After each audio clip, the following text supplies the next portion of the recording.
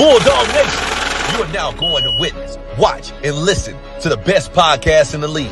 Get set for a wild ride with From the Hill Podcast, featuring Wayne Cartwright, Damian Green, Tanarius Gooden, David Thomas, Jennifer Murray, and Corey Williams. Don't miss out. Subscribe now to From the Hill Podcast. It's time to turn up the excitement and make some noise.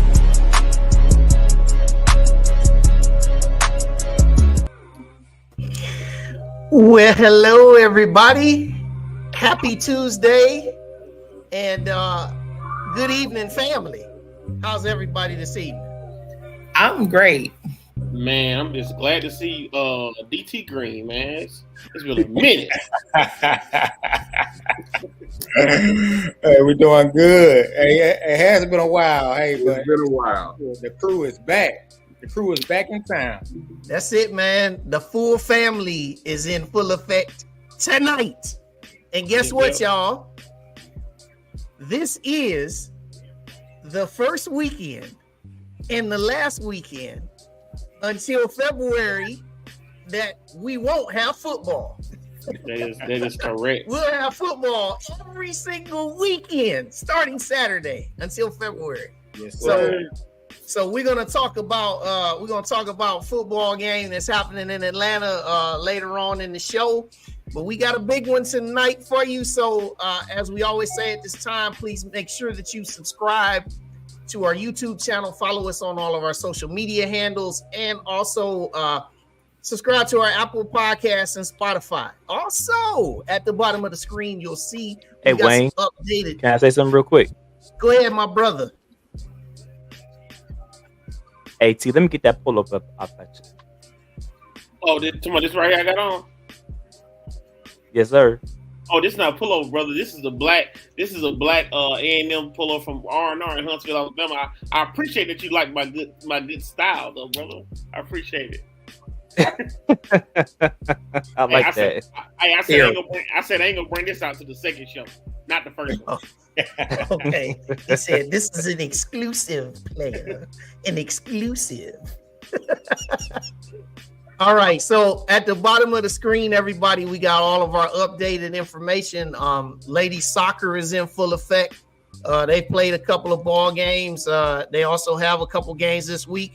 Also, volleyball, they get kicked off with a exhibition against Lane. And also they have their upcoming maroon and white scrimmage. So you can see all the information there below. And I want to start tonight on our housekeeping, if I would. I'd be remiss. I had to start off with this one. Big shout out to Ruben Perez and the full staff there in the athletic department.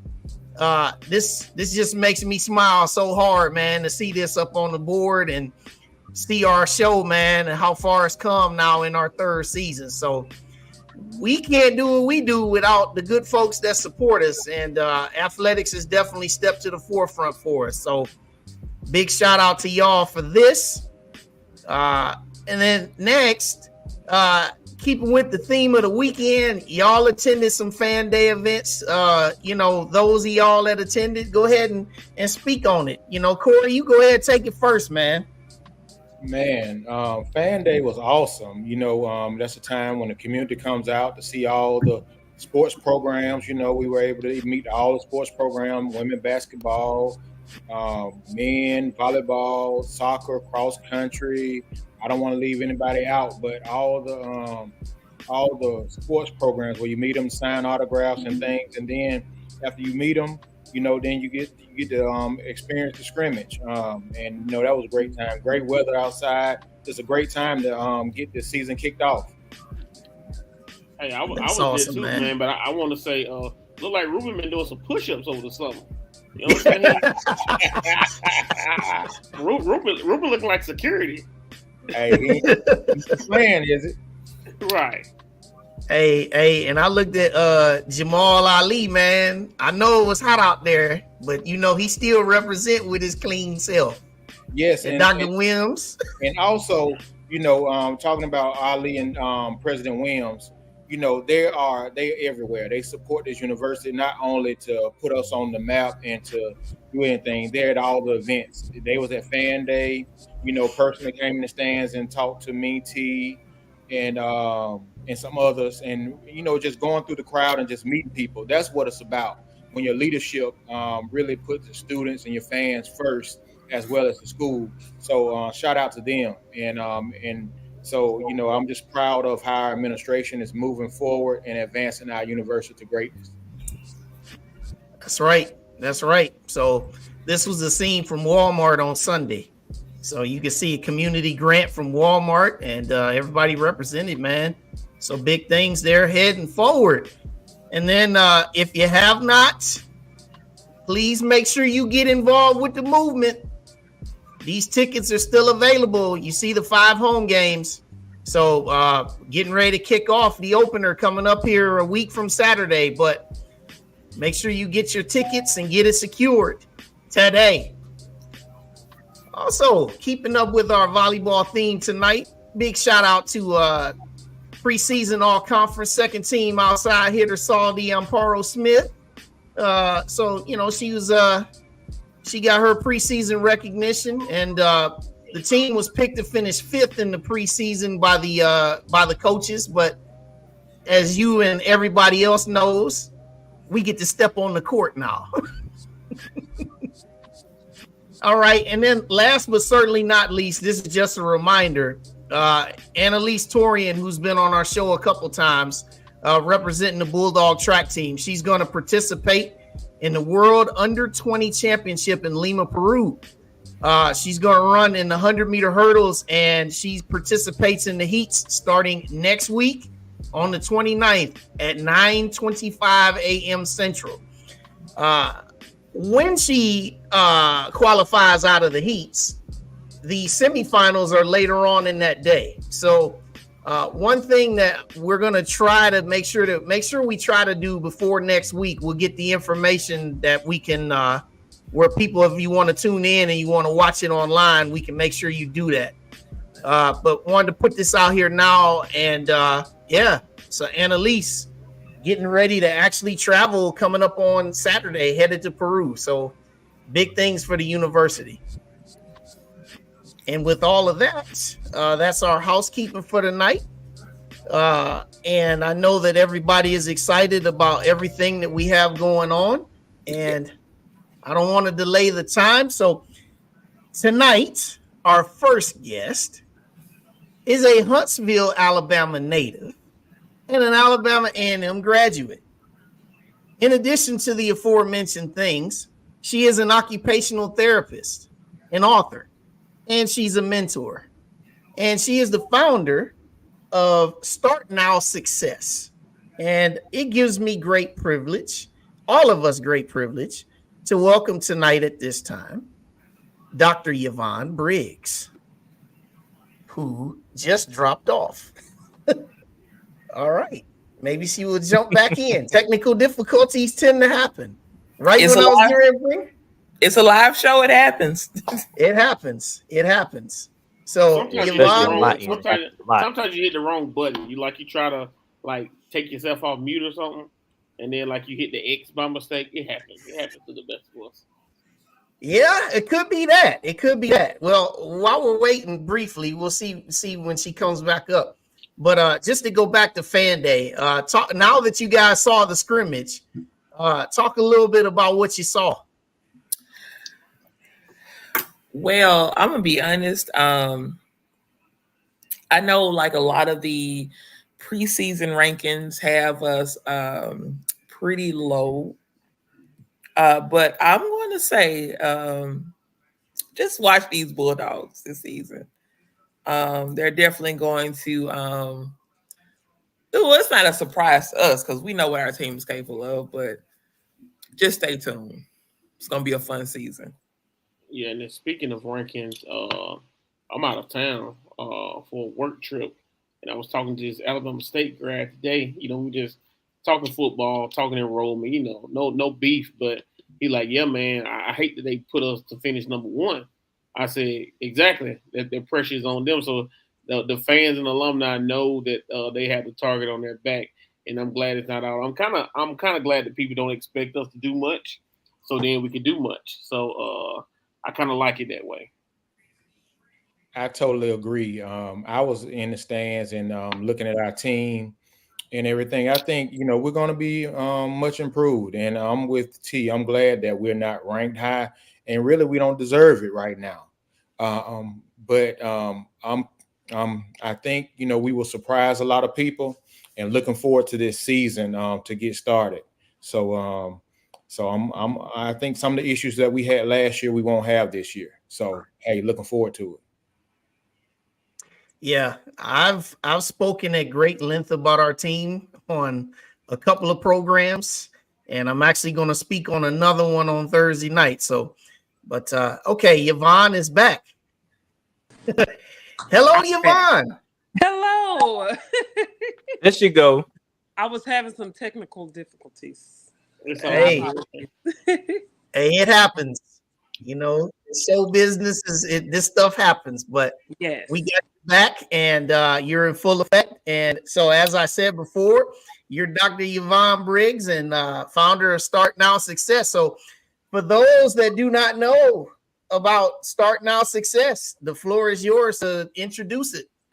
Okay, well, like you guys stated, I am Dr. Yvonne Briggs, and I'm the founder of Start Now Success. So Start Now Success is a platform that I created to help bring the community together to support our young adults as they transition into adulthood.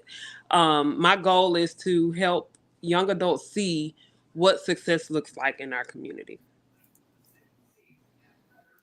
All right. Absolutely. Hey, and then I'm sure Wayne, I just saw your list, but I'm glad I went ahead and started talking. But I've had the opportunity for the last 3 years to provide some event services, air quote security for this very elegant event.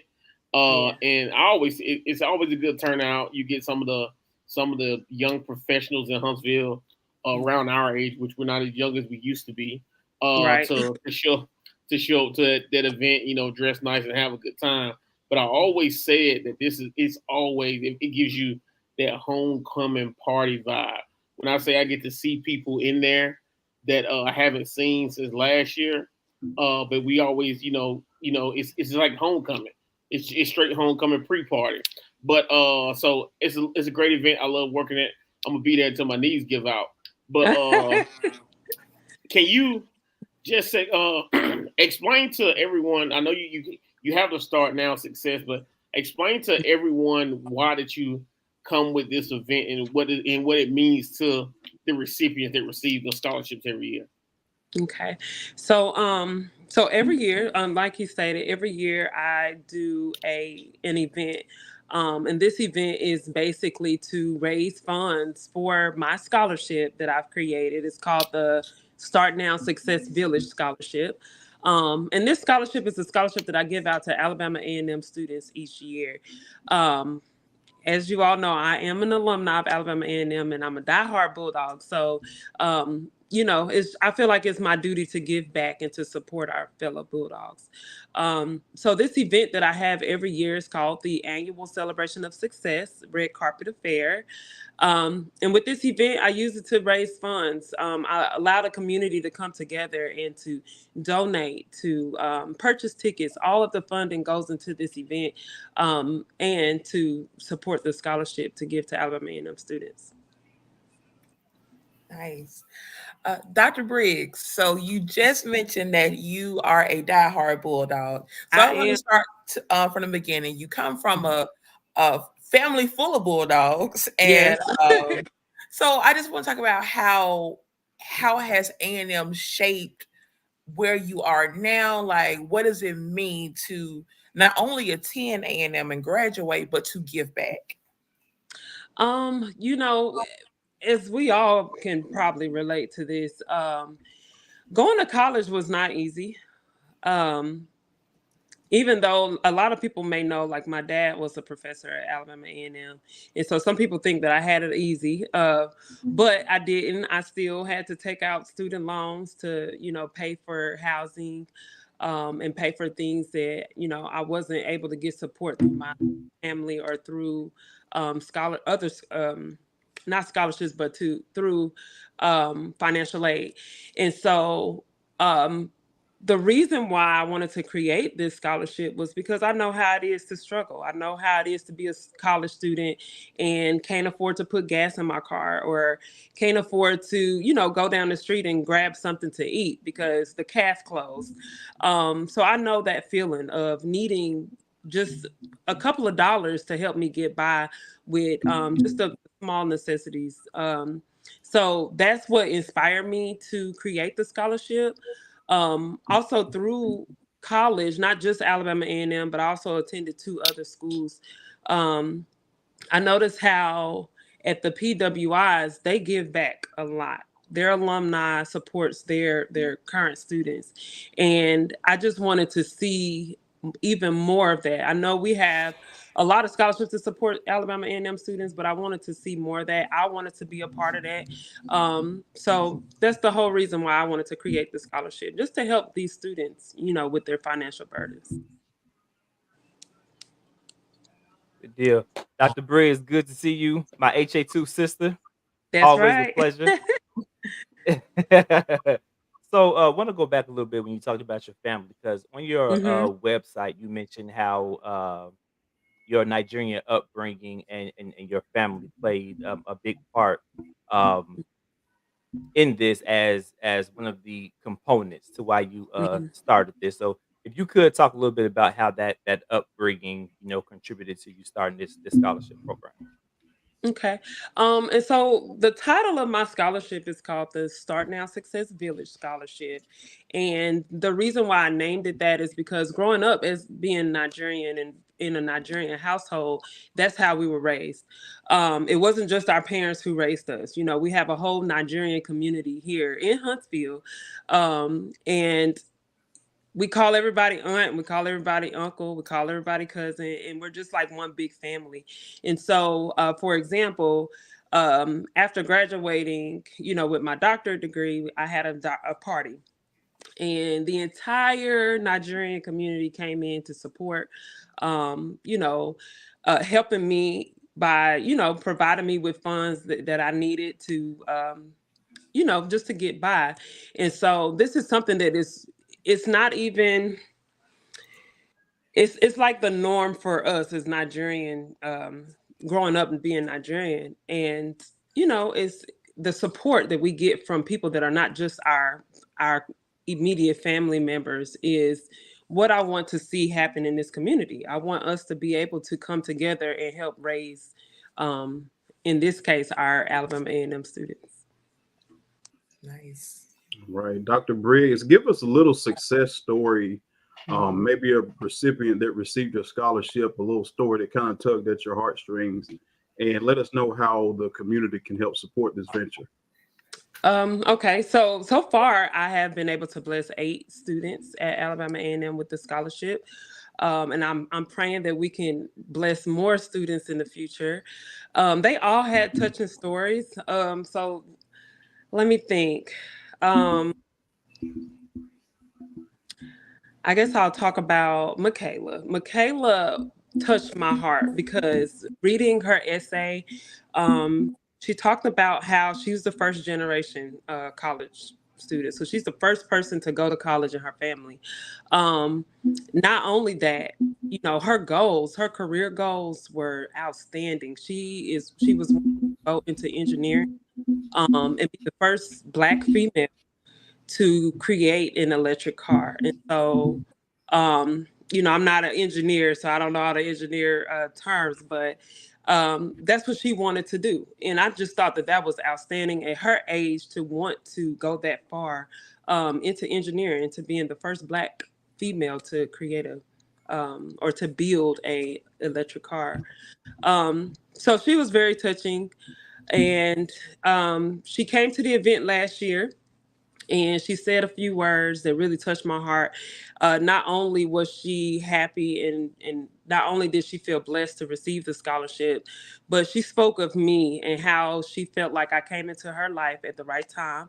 how I'm more to her than just someone that gave her a scholarship, how she looks up to me, how she looks to me as a mentor. And so that was one of the scholarship recipients that really touched me. All of them have touched me. And it's funny because even though I have given these students the scholarship, I thought that I was going to give them the scholarship money and then that was going to be it. Wasn't going to hear from them. I was going to bless the next students the next year. But for some reason, all of the scholarship recipients have, gravitated towards me, and I've stayed in their lives.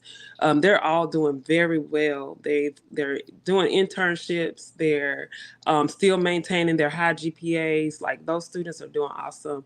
And it just makes me feel good that I was able to help them, even if it was to buy their books for the semester to help them through.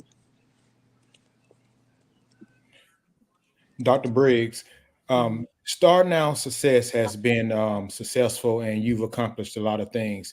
Tell us, where do you want to see Start Now Success 5 years from now, or some ultimate goals of yours? Ooh, that's a hard one. Because I never even thought that I would be here. I never thought that I would have, grown this big, I guess. So never really thought about where I would be 5 years from now with Start Now Success. However, my hopes is to continue with this scholarship and to get on a bigger level with this scholarship so that I can bless even more students. Because blessing 8 students is not enough for me. Okay. So my goal is to bless, even if I can bless a whole class one day, that would be the ultimate blessing. So awesome. Well, you're definitely making an impact one by one. Yes. Yes. Absolutely. That's awesome. Well, right now, I'm just pulling up here. This is the book that you've authored, and it's available on Amazon. And just talk about your book to people. Okay, so Start Now, the Starter Guide to Becoming Successful at Anything. It's a book that I wrote while I was in the middle, I want to say the end of my getting my doctorate. So I was studying and writing at the same time. During that time, I had a mentee who was wanting to go into occupational therapy school, which, if those of you that don't know, I'm an occupational therapist. And so I was in the middle of doing my doctorate program, mentoring this student that was wanting to go to OT school and writing this book. And so the reason why I wanted to write the book, because I didn't want to just stop there at mentoring her.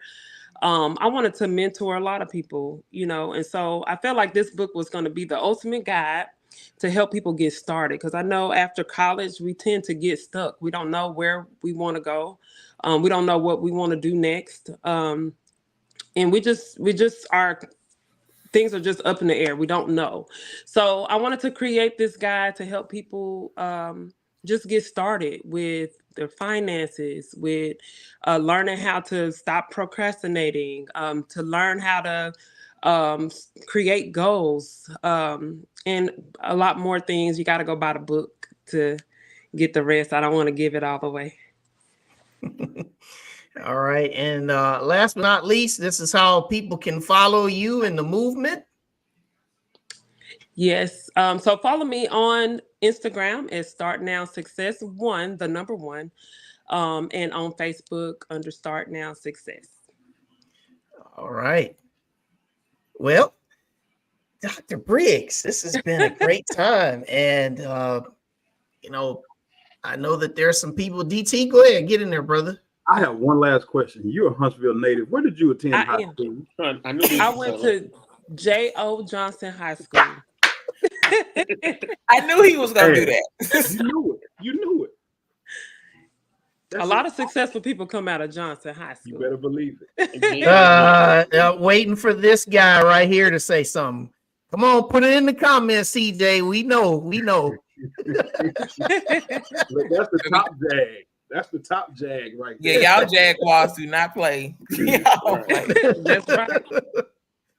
Yeah. Well, Dr. Briggs, this has been a great time, and I'm looking forward to hearing more about your success.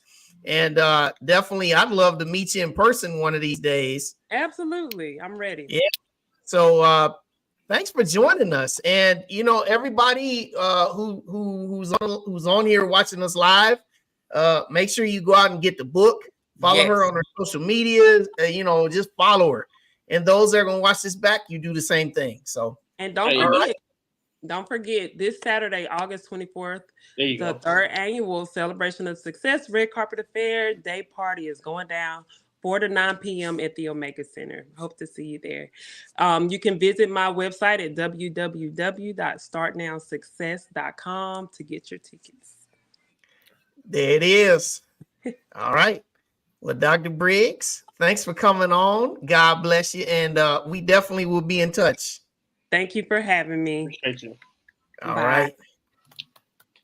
And there she goes, Dr. Yvonne Briggs. Yep. That's impressive. And it just speaks to, the desire to not only when you make it to reach back and pull people up with you.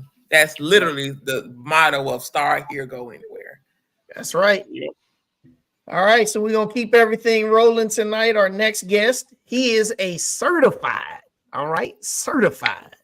strength and conditioning specialist with the NCSA. He also is USA weightlifting certified. This gentleman, we had a chance to kind of chat a little bit. He's got some Cleveland roots. That's near and dear to my heart.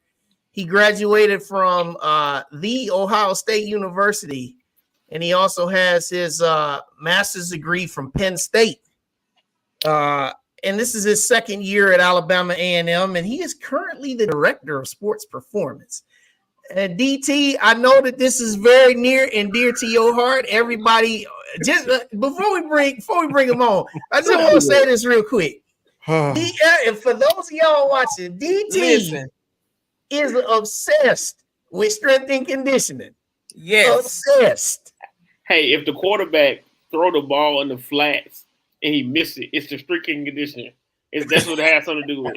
Not that he just made a bad throw. It got something to do with strength and conditioning.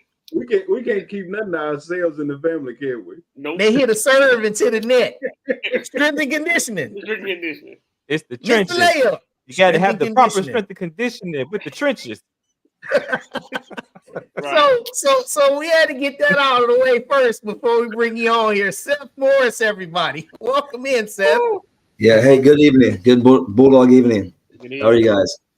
Good. Hey, man, we are well, man. But like I said, I wanted to get that out there because DT is your biggest fan right now. He is your biggest fan. And so you're in your second year and you're now the director of sports performance. So for those that may not know the full scope of your work at A&M, feel free to let the folks know, would you? Yeah, so, pretty much I oversee all the strength and conditioning here at Alabama A&M. As of right now, we have a part-time guy over at the event center, Devin Strong.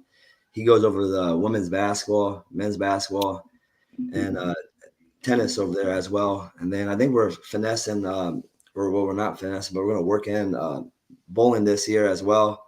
I think we're going to try to figure out about golf either at Hobson Fieldhouse or over at the event center. Other than that, I got all the other sports over at Hobson Fieldhouse. If a lot of you guys don't know where that's at, it's in front of the Louis Cruz Stadium. We have, obviously, I'm overseeing over there is football, women's volleyball, and then we got softball and then baseball as well. And then the whole cross country team there and track. So, yeah, the day-to-day process, is pretty busy. We implement, design, a structure program to have all these athletes here to compete at a high level. As you know, a lot of you guys, I don't want nobody to kind of hack me, but the win championships here at Alabama A&M is crucial this coming year with a lot of our sports. And, and a lot of it, like I told a lot of everybody else, is 98% of the time come from strength and conditioning. So if they look sloppy or they look like crap, you can just hit me in my DM and tell me, what we need to fix on. But other than that, the day-to-day, the whistle and the bolts, the nuts and bolts, it comes straight out of the field house. in the weight room. Like I just told a young gentleman the other day, is like for Maynard, when he brings in these recruits or Reeves or the softball kid Bailey or Daly and a few other coaches there, when they bring a Dodge Viper or a vehicle, all we do is just polish the rims there, and that's pretty much all we do. In the strength and conditioning side, it's a lot of hours, but it's worth it. So every second of the day, I don't really waste any time there. We try to just get these guys better. What we got to find a way to win a championship here, and that's it. So. So my first question is, what do you go by? You go by Coach Morris, Coach Mo, Coach Seth? Like, what do you go by? Shoot, the football team calls me Coach Mo. Everybody else, Seth, Coach Morris. This is funny when I hear all the quarterbacks say, "Hey, Coach Mo, I need you," and I hear it. So that's a new one this year. I never really heard Coach Mo until Quad and Xavier Langford and a few other guys started that this past summer. Gotcha. My next question is, I know everybody knows what a what a strength and conditioning professional does prior to the season and at practice. So tell us your role during the actual football game. What are you doing on the sidelines? How are you keeping high energy, keeping the guys back, other than, the discipline and accountability all throughout the year, you're just a get back guy. Just make sure everybody's up back behind the white line. A lot of times I tell everybody else, we have more fights with the coaches than we do the players half the time because they want to get on the field. So that's half the battle. You got to make sure to get back, staying out of the box, make sure the referees are flowing down the sideline. I'm just keeping good energy down there on the sideline pretty much the whole time, and just keeping good vibes, make sure everybody's attuned with the game. If we're on defense or on a defense, calling out pass ball, just make sure everybody's alert and everybody's attentive to what's going on each play and every down. So. Especially, this coming game we're coming up right here with Auburn, everybody attention to detail is going to be critical because with that game, it's going to be packed out. So that's the biggest task that as a strength and conditioning professional does on game day. You kind of just roll up the sleeves, cut the sleeves off, and let them guns show and keep everybody back. All right, Coach Morris. You are responsible for strength and conditioning across multiple sports. So I know that there has to be, differences between each sport. But could you tell us some things that are consistent that you have to do across all the sports? Yeah, I mean, a lot of it, just discipline, accountability, making sure everybody's, preventive maintenance. The biggest thing we do with off core front, my program is based off of a max effort based core front program. So we do a lot of core modality, and every program we do here, we kill the core. Just making sure we implement and design a good system that can keep these guys on the court, on the field, or off the court, per se, whatever platform they play on. And another thing is just making sure, everybody's alert and aware that we're here as a Division I athlete and we're competing at a high level every day. That's the biggest thing because, like I said before, like 98% of the time, us strength and conditioning professionals are with the athletes. So, the ultimate buy-on, what we got to get from that day-to-day basis, when we send them off to their head coach, everything starts with us, and then it goes on to the head coach's DNA, their vision and mission. And kind of like infiltrate everything off that, detail. Here at Hobson Fieldhouse, everybody got to wear white socks, A&M apparel. If you don't have it as a newcomer, you wear just our original colors or just basic white or gray or maroon uniform if you don't have it. And that's pretty much it.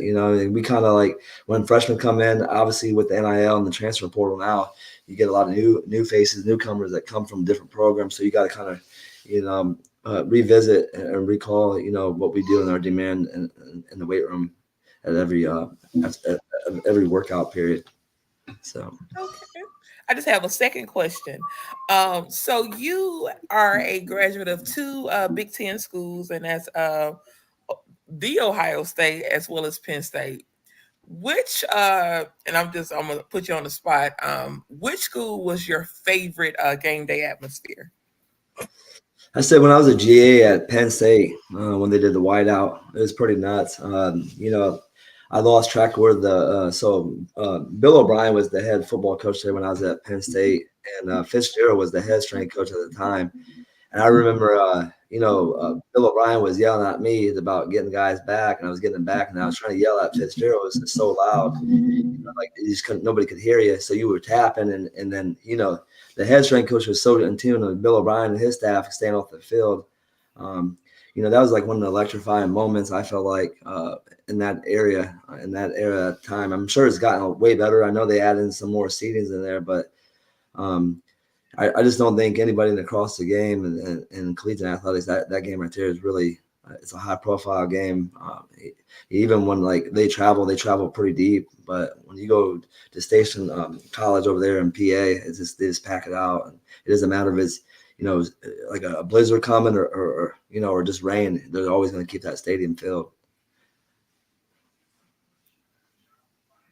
Coach, I'm interested about your training style because the past 3 years, the programs you were a part of previously were all championship teams. So interested about your strength and conditioning training approach and how you get the athletes to buy into your system or your program and to develop themselves as championship teams. Because we want that same thing on the hill. So whatever you did with them, make sure you do it over here with us. Yeah, I have a system called a FAST system. I'll give you guys a little sneak peek of it, but some athletes know, some pay attention, some don't. But it's called 4 to 6 A to B plus 2. It's an equation. I mean, as a strength coach, we love numbers. I mean, we're a number guy. So the biggest thing we do, we superset everything we do. When we get a newcomer or transfer in the board, we kind of measure out our board with A1, A2, B1, B2, C1, C2, and D1, D2. All them letters mean something. A's are in the classroom, B's are in the classroom, C stands for championship, and D is the degree. So everybody that comes in, we want them for all them letters to match our system of approach. But 4 to 6 A to B is, we're going to move 4 to 6 seconds. We're always attacking point A to point B, and plus 2 is our mentality. We always try to go in. If we're going 10 reps of core, we're going to go 12. If we go 10 yards, we're going plus 2, go 2. This is the mentality we do for our metabolic anaerobic capacity when we're sprinting base or weight training if we're trying to hit a PR. I do implement a max effort based program here this summer with actually women's and men's football. We kind of overload a lot. I feel like a lot of strength coaches in this industry, we don't really press a lot of overload density into the body, and that's what comes up with a lot of injuries. And over the years, if you look across the sports industry, like the NFL and college and all that stuff, like a lot of injuries are happening. So we just kind of use that tool. We do a lot of mobility beginning of the workout, a lot of hip flexion. We just always, integrate every 2 weeks, 3 weeks. We always switch up routines, and that's the thing is, it's just like a natural human being. If you're waking up and you're being consistent with your process, but not changing up routine, you kind of get stagnant. And that's what we don't want to do here at Alabama A&M. We want to switch up our model of our performance, and we grade out. We test often. We do a lot of core. We do 500-second core plank core test to see what the core mentality, the power output is, and we move the bar fast. So we do Olympic-based training here at Alabama A&M. It goes from deadlift, power clean, hang clean, rib snatch, front squat, back squat. All that stuff is going to lead into championship caliber program. We also give everybody a sheet here. We are not up to speed yet with catapult or nothing like that. So we do kind of blue collar. We all love blue collar here. I love it. I'm sure you guys like blue collar. That's the way you win. I just don't really believe like science should always dictate on science-based platform. Just do it with the numbers and see what you do. I'm not trying to get off topic, but this football was probably the best. This summer was best summer with them guys. I had 9 guys hit 2,000-pound club. One of it is our quarterback, Xavier Langford, number 16. We had a few defensive linemen. We had a undersized receiver come in, Timothy Mann. He was a freshman, going to be a sophomore this year. Front squat at 150 with me. At the end of the summer, he had hit 285 on front squat. Pretty impressive with the numbers. Like I said before, we just kind of overloaded the production here, and we just keep it going. Every week we go 10, 20 pounds over our previous weight from last week occurred.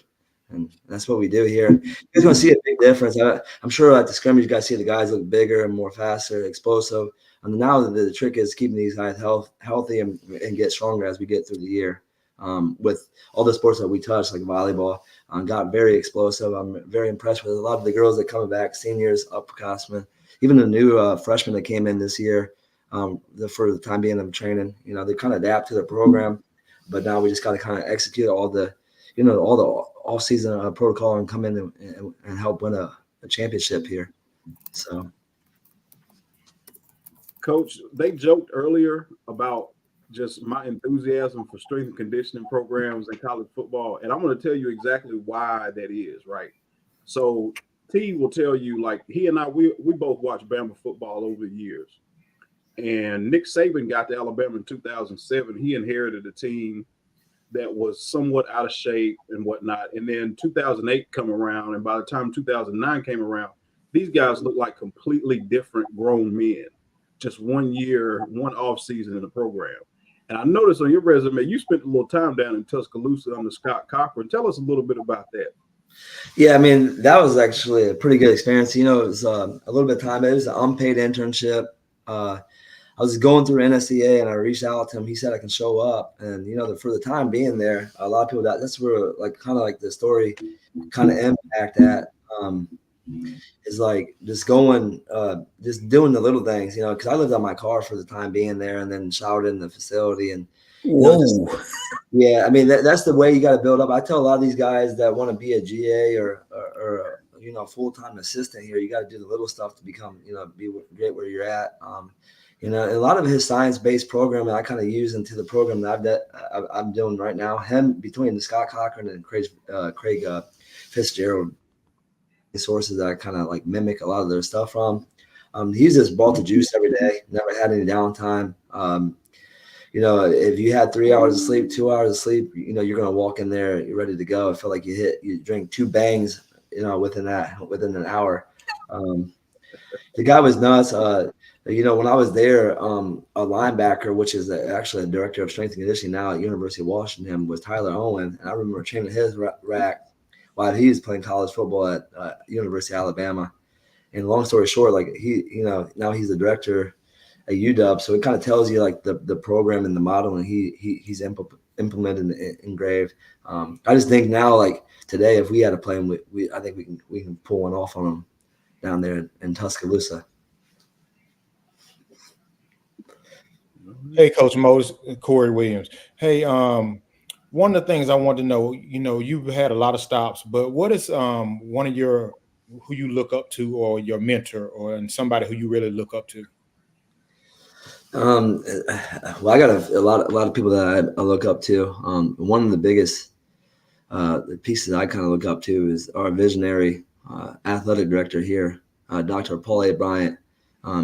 He gave me an opportunity in Jacksonville, Florida, to kind of raise and mold these young men and women down there. And I did a good job down there. And then thankfully and blessed, he brought me down here, and I took advantage of it. Just listen to his leadership every month, and just listen how he kind of guides his department.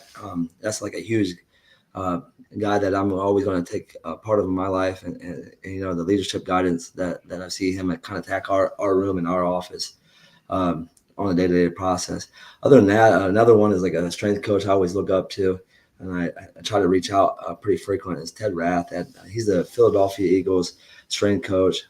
He kind of reached out to me through LinkedIn and told me, good luck this year, and he's going to be watching at Auburn. That's another good resource. But I always try to surround myself around the leader aspect of it. And like I said, Dr. Paul A. Bryant is a huge aspect, and I look up to every day. And it's kind of like a father to me and our family as well. So, wow. Well, this has been a great time with you, Coach Morris, and definitely learned a lot.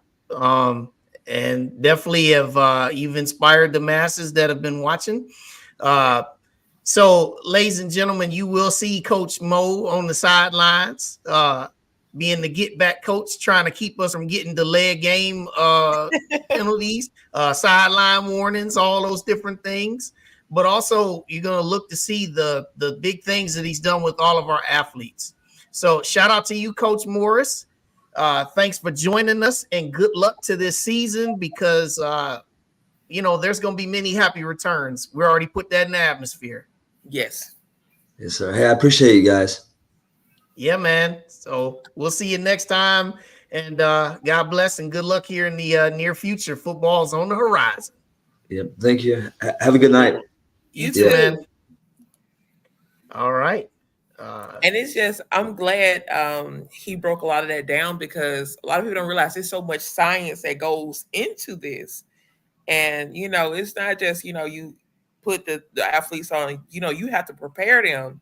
And it was really some really good stuff. Really good stuff. Yep, that's right. All right. So we have one more segment here. A group of guests that are going to join us. They're led by a gentleman who is starting his first campaign at Alabama A&M as head women's volleyball coach.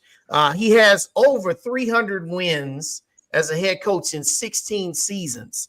He's had stops like Edward Waters, Chicago State, Concordia College, Russ College. He's a graduate of Lane College. And also, kind of funny, he's also been a head track and field coach in his past. So jack of all trades. And he's joined tonight with some guests and some players. And we'll let them come on in their own way. But would you please receive with us none other than Dr. Brandon Reeves and Alabama A&M volleyball. Good evening, ladies and gentlemen. How are you? Good evening. Good evening. All right. So we know that you guys have been hard at work. As we talked about at the top of the show, you got an exhibition that's coming up Thursday of Thursday against Lane, and then you got your maroon and white scrimmage, and then you got a full slate of games starting with the big Betty Austin Invitational that we're looking forward to. So just kind of talk about initially the start of your programs and getting ready for the season, and then our panel's gonna ask you some questions here. Well, it's been a great start this year. Most of our young ladies they was here this summer, so they got a little head start by being captain ran practices. We came in about 2 weeks ago just to get started, getting everything together. We was able to take them on a bonding trip to kind of build the morale of the team. We've been doing a lot of stuff. Social media, we've been trying to put everything on social media so you guys see how hard we're working. This is a program that's going to reclaim the throne. We know how powerful A&M used to be back in the days. And with the alumni support, we got a lot of alumni, a lot of volleyball support with us. They're behind us 110%, and we got a lot of great players this year. We're way more talent we've been in a long time. So we're just excited about where we're going and where we can see the potential of this team. All right, and T, before you get started, Coach Reeves, who do you have joining you there this evening? Okay, to my far left, I got Junior Bailey Duckett. She's an outside hitter. Right next to Bailey is Saudia Paro Smith. She's a grad student this year. It'll be her final year. And to my right, we got our transfer, who's also a senior. Her name is Fatima Ramirez. Awesome. Cool. You brought up social media, and I was going to say, appreciate you putting the social media content out there, because when people think of, college athletics, they don't typically go look for volleyball. They look for, the big sports, football, basketball. But it's refreshing to see, you guys' journey through the summertime. I followed and I saw everything. So that's refreshing to know that you guys were putting in work. My question to you is, the legacy of Betty Austin. You mentioned her and the older alumni. So do you feel any pressure, coming in as a first-year coach? We haven't been on top of SWAC volleyball like we used to have been. So do you feel any pressure with it being your first year and trying to get us back to that throne? No pressure. No pressure to me. My life motto, my coaching motto, pressure is a privilege to me. That's how I live by and that's how I ride by. That's something I instill in my young ladies. Even though they on our back, we're not worried. Oh no. We got to take issues going all around. We're going to wait. Their side, my side. Well, we're gonna wait on them back because we There you you go. There want it to talk about the is. championship. That's what we're talking about. There they Yeah, go. All right, you still with us? and Keep also going. like I have built such a strong relationship with Coach Austin. We have our talks every now and then, and we've been out to lunch a couple of times. She's been talking to the girls. I just want to see how that atmosphere was here before I got here. How they use, how do you win back-to-back championships? How you go 600 wins as a coach in 30 years? I mean, that's impressive. So it refreshed my heart. It motivates me to even work hard every day. And that's also what I instill in my girls. Like, we're going to get back to that. I might not win those 600 games here because of my age, but I want to get back to the morale where we're winning. Everybody's scared to come in the doghouse. Everybody's scared to come here. So that's the atmosphere that we're trying to create here in Elmore this year. All right. Dr. Reeves, you have a lot of international coaching experience, and we all just watched the Olympics, and we saw how dominant volleyball is on a international stage. So, has those experiences with working with other countries influenced your coaching style? Yeah. Yeah, it's truly influenced my coaching style. It's also influenced my recruiting recruiting coordination. Each year I try to make my team diverse. Even though we might this year we look all African American, but once you get a chance to know these girls, all these girls, most of these girls are Afro Dominican, a couple kids from Belize. We got Afro Costa Ricans. I mean, you might think it's all black, but these kids are from other countries, and they're just excited to be here and be able to play the sport they love, and they love dear to their heart. All right, this question is for Bailey. Bailey, you were part of the team last year. Tell us, what are some of the things you've seen as far as the growth in the team and some of the things that you look forward to this upcoming season? Um, for sure is our team chemistry. Our team chemistry this year is times 10 better than it was last year. I feel like us girls this year, we've bonded together, made great bonds. We're always there for each other, picking each other up. And I feel like that plays a big role when it comes to winning championships, winning games, having a team chemistry, being able to depend on your teammates. I feel like that is a big aspect when it comes to winning and being champions. And coach, the SWAC polls came out and they had you preseason ranked number 5th in the SWAC. What is your outlook on that? With predictions is not a reality. Right. Last school I was at, we Oh, went in the last seed in the tournament. Well, won the whole tournament. So despite where you put me, predictions, despite where you put me, that's not where we're gonna finish. I guarantee you that. Fact. Yeah. I like that, coach. I like that. I want to go back to the social media, and this is for the players because I think for just fans all around, and especially for those of us that are not in Huntsville, social media is important because it creates that excitement around the sport and around the team. So, who comes up with the kind of content you guys are going to drop? We seen content y'all hollering in the locker room. We saw you guys on the field doing things. So, who comes up with all that content that you guys drop? It's a variety of our content team here, led by Jordan, and also my assistant coach has done a great job. Shay, she just started with us this year. She has done a great job of managing our social media. I think we're like I said, we have grew so much on numbers and followings on Instagram. It's ridiculous. Like all our clips get 1,000 views in less than 15, 20 minutes. Mm-hmm. So it's like that's why we try to keep our stuff out there. And it's also not just helping us with this year, it's helping us on the recruiting end. These kids is dying to want to come here and play for us.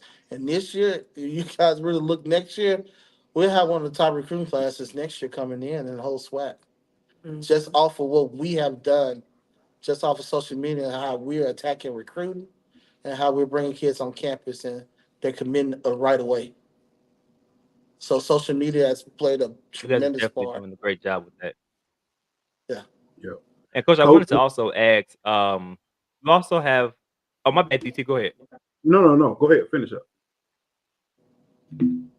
Well, a quick question. I wanted to get your if you had anything going on as far as fundraising, because you also have athletic director experience with handling big budgets and things like that. So, you guys got any fundraising campaigns that we should be looking out for? Yeah, we just finished one fundraiser campaign that went pretty well. Next fundraiser, we're trying to get a couple things approved through our external operation team. So be looking out for that very soon. I try not to really fundraise during season.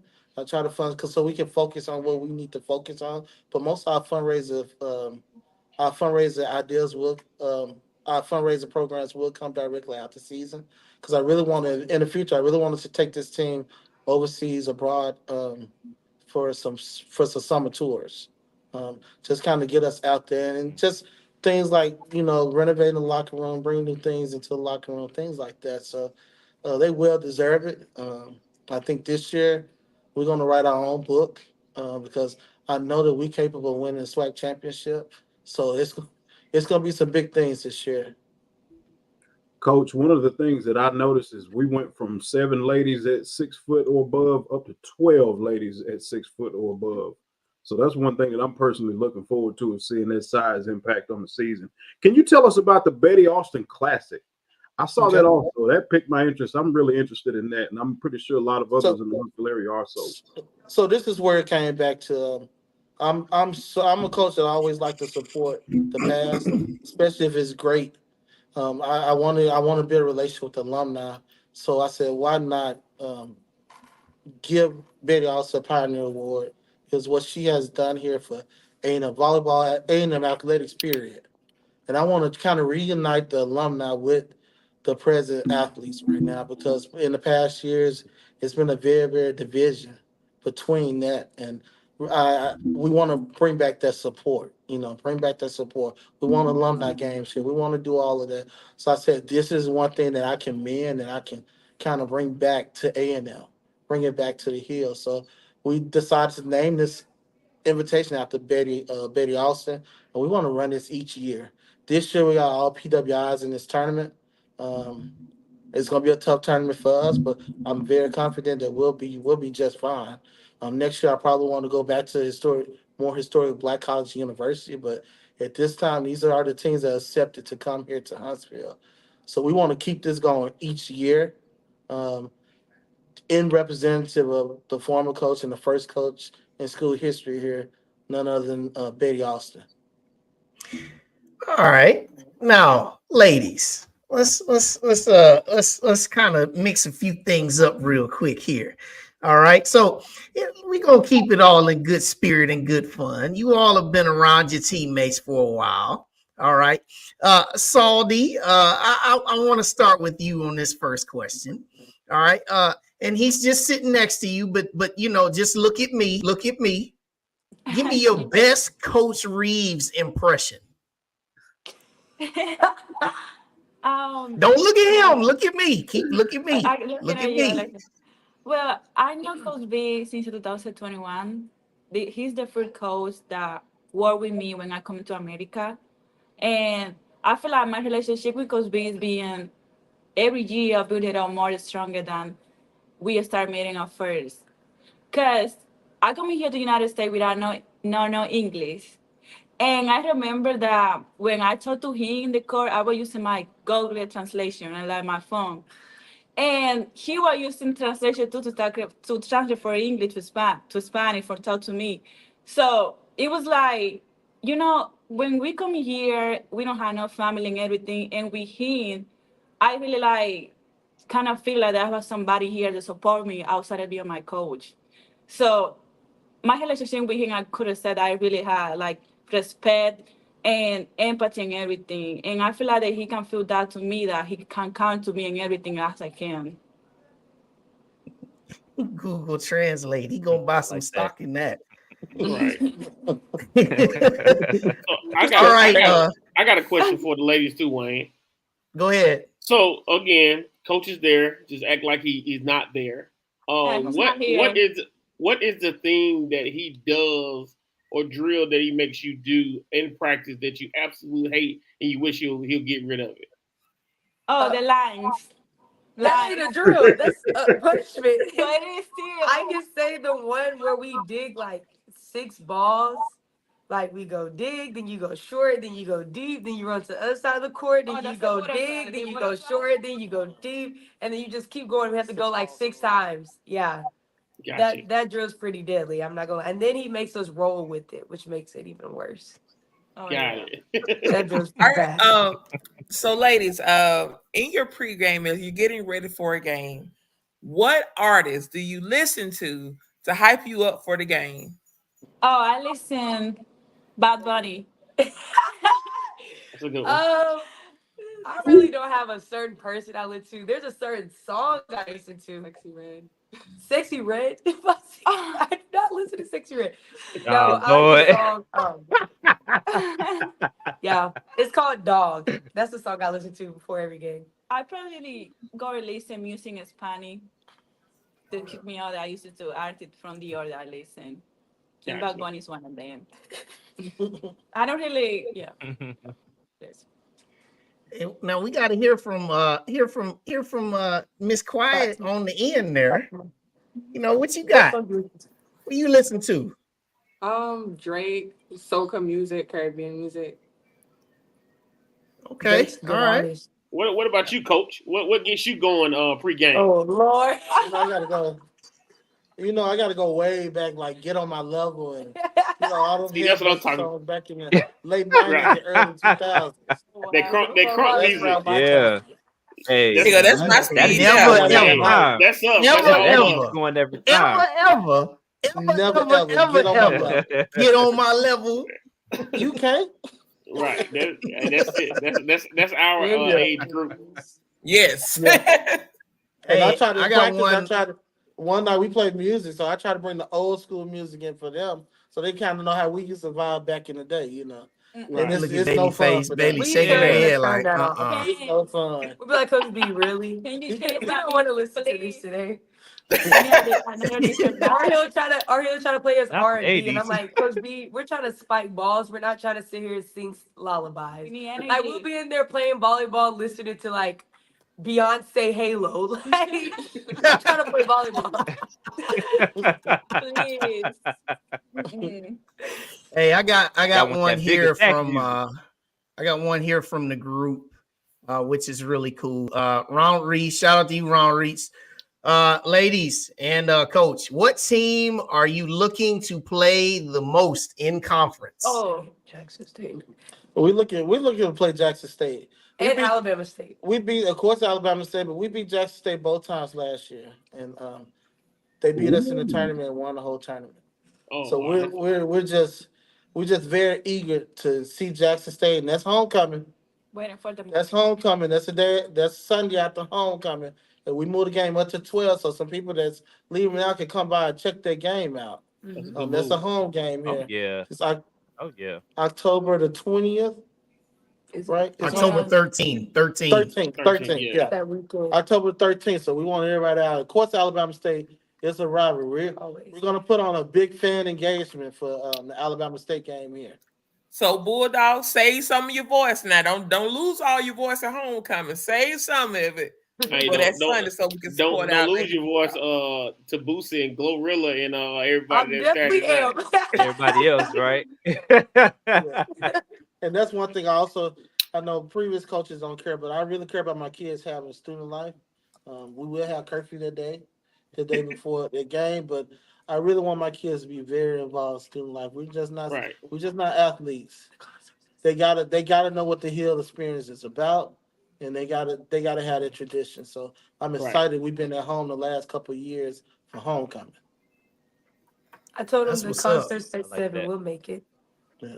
They'll make it. They'll make it back on time.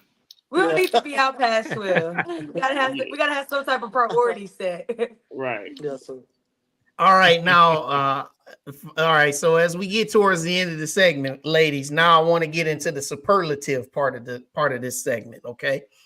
All right. Who's the best dancer on the team? We've seen it a lot through the videos, but who's the best dancer on the team? I'm not gonna say her name, but it's Bailey. Yay! All right. It's either Who is the one on the team that is always the most chill? Oh, chill. Mm. Her. I would Yes, agree we can with see that. that. We can see It, that. it looks like it right here. You real When chill. you see her cheer, it's like so calm. She's like, that's all she does. She doesn't clap. She don't scream. She just. Yeah. Okay. Now who would you say, all right, is I know you got your setters, you have your libero, you got your people that spike. Who has the best spike of the team? Coach, you answer that. Coach B has to answer that. The fastest one? Best. The fast one right here to me is to the right. We talking about the shots to the left. To the left. And you talking about aggressiveness all the way to the left. Bailey. That's what's up. So I got my three outside hitters. I can't play but two of them, but between these three, it'd be two of them on the court at all times. And that's how deep we are. Well, and I got some too. Yeah. Go ahead, T. So for us that don't know, and people that need a little education, how many players do you have on your team, and how many players are on the court at once? So we have the largest team in school history this year. We have a total of 24 girls on the team. Transitioning from a previous coach to a new coach, we have 24 players on the team this year. On the court, only 7 play, six at a time. So you got a libero. And this year I changed that. We got 8 that can play because now the rule has changed where you can run 2 liberos. So we can run 2 liberos with 6 players at all times. So we got them kind of moving in and out. So that's kind of how it is this year. A follow-up question. I'm sorry, Wayne. So I know, like in football, you have players on the team that may not necessarily play through the whole year. With those 20 plus girls you have on the team and those 8 positions that you can play, does everybody get a chance to play, or is like a depth chart? Some don't play at all. So I do the football thing, and I introduce it to a lot of Division I coaches at one of the convention. Put your kids on the depth chart so they can know where they at. So these kids right here know where they at on their depth chart. We change the depth chart each day. Each day, if you're sick, we can't help that. You just go all the way down to the bottom. You gotta work your way up. If you're not performing well, you go down to the bottom. It is true. That's why we don't have no conflict to say why I'm not playing. Where are you at on the depth chart? So that's why we kind of deal with the depth chart. It is an opportunity that we might play a team that's not playing that well, where I can rotate the whole team in. Right. But it just depends on what team you are playing. So basically, don't sneeze or anything. Normally, we'll rotate about 10 or 11 players. Got it. The whole game. But if we play a team that we can get in and get out on, then we might make some subs, some bigger subs. Gotcha. That's dope. All right. One question here. How do the ladies like their new housing? It's amazing. It's amazing. It's so beautiful. Very grateful and blessed. Yes, I really liked it. It's spacious. Very spacious, very nice, very yeah. And I tell the girls this, like, other schools ain't got what y'all got. Not even Power 5. Some Power 5 schools. We got a kid that Alyssa Williams. She's our tallest kid on the team. Her brother is a starting center for USC. And when he saw her apartment, he's like, dang, that's way better than what we got here. You talking about a Power 5 school. Right. So we got some great things that we can recruit off of. So that's why I'm trying to make these girls grateful for what we got that some other schools, a lot of other schools don't have. You got a own room. You got a queen size bed in your room. Right. Come on. In college? Kitchen. Big old kitchen, big old balcony. The laundry pad is laundry inside of the building. You got a washer and a dryer. You don't gotta go nothing but 2. Come on with it. And we this is get recruiting all right here. All this. Come on to the hill. Get us some pants. I've been in there whipping it up. Sailing in the couch. I mean, it's just, and then it kind of help our kids be more independent. And also kind of build morale because now they got to depend on time management, yeah. And time management. Yeah, time management of knowing that you gotta leave 10 minutes early to make sure you need to make it on time to wherever you need to go. 15 minutes early. It's at least 15, 10, 15. 10 to be on the little side, 15 to be on the good side. And I tell you another thing that you guys look like that you were excited about. I saw that video where your new uniforms and everything got introduced. Yeah. That's some nice See that stuff, white man. one? Yeah, that's some The nice white stuff. uniform? Yes. Yeah, we actually got a chance to do custom uniforms this year. So we're super excited about that. That's awesome. That is awesome. Another question here. Beach volleyball or on the court? We're doing They said which one? Oh, which one do you like personally? I don't do sand. It's just not. I can't do it. It's sand everywhere. Like I mean everywhere. I don't gotta hit the sand at all, and it's gonna find its way. Like it's just I can't do it. So she's an indoor player. Yes. So I used to play beach volleyball for my national team in Dominican Republic. I was playing indoor and beach volleyball at the same time.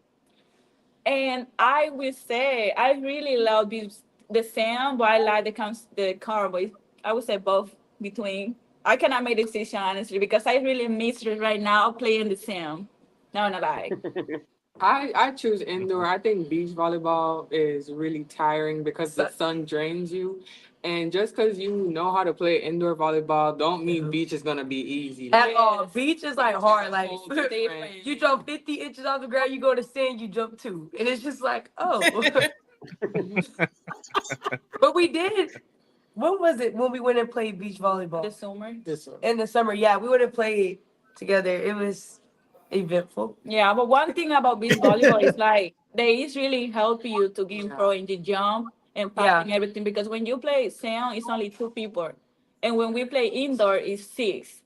So you have to work more harder in the sand. Sand's a good workout, though. It's a great workout. Yeah, I know. I watched a lot of the beach volleyball matches during the Olympics. That looked like some of the deepest sand I've ever seen anywhere. Yeah, that stuff was up to everybody's ankles. And then when you hit it, it's like it goes in your mouth. No. Hey Wayne, look at man. Coach's comment. No, I was telling you, look at Coach's comments to the team. Yeah. Oh yeah. Yep. Coach said, while y'all having fun, y'all better be on time tomorrow. We gonna be on time, Coach.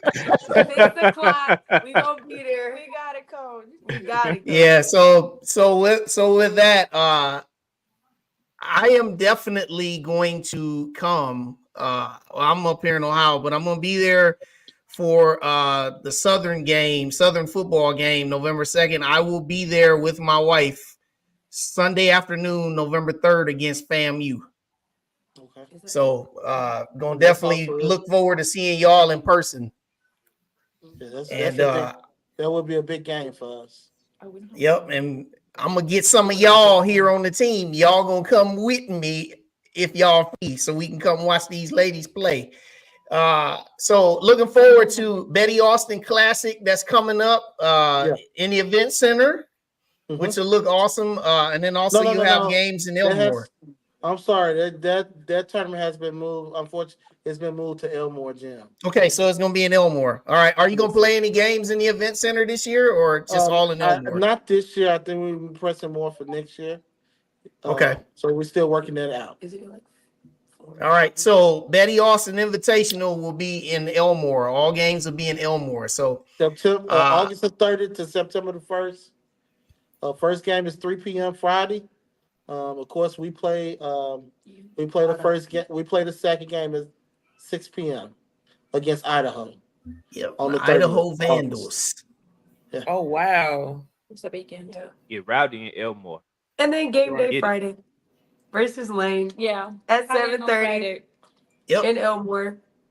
Yep. First 50 kids get a T-shirt, don't they? Yeah. Free T-shirt. Nice. And the thing that I'm looking forward for us having back, because when I was at A&M, that was during the heyday. And that was when we got to match point. Everybody brought them keys out and we was jingling them keys. Mm-hmm. So we bringing that stuff back big time. So we bring it back to tradition, not just the winning tradition, but just the morale tradition. Hey, Well, this is awesome. Just don't bring back tradition where that heater was on. It was so hot in Elmore. We're gonna leave that one where it was at. It's freezing. It's freezing in Elmore. It's 100 degrees outside, but it's like 40 degrees in Elmore. Yes. So we Need to come manage for it. literally. Well, ladies and Coach Reeves, this has been awesome. Yes. I'm looking forward to seeing the big returns and the success of the season coming up. This has been great, and we gotta have you guys back, and we also want to see more of the team also as we progress forward to come on the program, because we love to hear the stories and just love to hear the progression and see the game. So best of luck as you get started this season, and also best of luck on lifting weights at 6 a.m. So we will see y'all later. Thank you guys. Thank you guys for your support. And like we always say, go Bulldogs. Go Bulldogs. Go Bulldogs. Go Bulldogs. All right. I love it. They got me hyped. All right. So last but not least tonight, we're gonna bring this up. We have the season opening football game that goes down in Atlanta. All right. I'm so glad to pick football games, man. Like, it's been so long. We can pick games now. I could be wrong with my predictions. I'm just glad to be wrong again. Yep. So this game here is going on down in Atlanta on Saturday night on ABC. You've got the defending HBCU national champion Florida A&M Rattlers with a new head coach in James Colsey, taking on Norfolk State with a guy that the SWAC knows very well, head coach Dawson Odoms, who used to coach Southern. So Norfolk State. So Norfolk State is coming off a three-win season, and they just found out. Well, they probably already knew that their starting quarterback, Otto, I forget his last name, but their starting quarterback has been declared ineligible for the first 4 games of the season. And he was picked to be preseason first team all SWAC at quarterback. So they are going to start their backup, who came from Garden City Junior College. First ever start with Norfolk on national TV in Atlanta. Good luck. Florida A&M, they're going to start. It was announced yesterday they're going to start their transfer, Richardson at quarterback. And they've got some pieces that they brought back, namely Kendall Bowler, the cornerback. They got a couple receivers, and then they have a lot of transfers. So, Dave, who you got? SWAC versus everybody. I'm going with fam. All right. Jay the Great. If this game looks anything like the Celebration Bowl, it's going to be a home game for fam, and it's going to be a win for fam. All right. T. So I'm looking. Florida A&M has won their last 5 games, beginning on November 4th. It was against us, 42-28. Then the next week they beat somebody 28-0. Then they beat Bethune 24-7. Then they beat Prairie View 35-14. Then Howard, that was a good game, by the way. They beat Howard 30-26. So they're gonna win their 6th game in a row. Norfolk State doesn't have a chance. I think it's gonna be probably like a 20-point win. Florida A&M. DT. So Norfolk has won 5 games over the last 2 seasons. Mm-hmm. And I hate to be like Stephen A. Smith, but I think Florida A&M is going to go down there and peel somebody's scalp. So Florida A&M by at least 3 touchdowns. Right. Yeah, and the quarterback that I was referring to, Otto Coons, that's his name, Otto Coons. So had he been playing, I would have given Norfolk State a chance to make this somewhat of a game. I kind of see this game going the way last year's MEAC SWAC challenge went. Remember, Jackson State took South Carolina State to the woodshed And then remember, then I remember it was a lot of the Jason Brown, the quarterback of Jackson State at that time. They said he's better than Shador Sanders. It was a bunch of overreactions, and they thought that Jackson State was going to light up the world. Well, I expect a lot of that same stuff to happen. Richardson's going to throw for some yards. They're going to look dominant. I think they're going to win this game probably 35-7. Yeah. And I don't think it's even going to be a competitive 35-7. But I think that there's going to be a lot of overreaction about FAMU from this game. Right. Which is misleading because Norfolk State has been down. And I do believe that if Dawson Odoms does not get it done this year, he will be out. Because this is his fourth year. They went 6-5, then they went 3-8 or 2-9, then 3-8 last year. So this is, they say Custer's last stand. This is his last stand, but it ain't gonna be it in this game. FAMU big. The only way the Norfolk State Spartans win that game if they get the Spartans from 300 to come and help them. That's the only way. It's going to get out of control fast, and then FAMU is going to rest their starters. Right. Yeah. So week 0 is on the horizon, and then starting up on next week Thursday night, it'll start the official week 1. Some of the SWAC teams will be in play, and then next Saturday, the 31st, we got the official with our team kicking off and some others. So we'll have a full slate of games to pick for you next week, and a good show for you next week. But one of the things that we want to say about this week is we want to just say special shout out to Yvonne Briggs, starting out success, and also she had her big event this weekend. Also, big shout out to the director of performance, Seth, and also the ladies, Dr. Brandon Reeves, new volleyball coach. He had Fatima, had Saldi, and Bailey Duckett on. So shout out to women's volleyball, and shout out to everybody who watched our show tonight. Shout out to everybody who's commented and participated. And we want to make sure that you hit that like button and love it, and also subscribe. So next week we'll have another show for you. DT, good to see you, brother. And look here you go. Look at who's on the show next week. We'll tell you. Yep. We'll tell you in a couple days or so. There you go. Let me tell y'all something. Mr. Jay White. I'm looking at this big worm. And big worm needs to lose big worm, all right. And big worm versus Cozy. Listen, Jay White, the next game you go, I want to meet you and shake your hand. You talk so much trash on these. I be so tickled. I want to meet you. You are like the super fan of A&M. So the next game, I want to meet you. Jay White be everywhere. Everywhere. Yeah, he do. All right, so next week we'll be back. And thank y'all. So for Just Dave, Jay the Great, T Gooden, DT Green, DT Sighton in the house, and also for Corey Williams, who was on also. God bless everybody. Be safe this weekend. And as always, go Bulldogs, and we'll see you next week.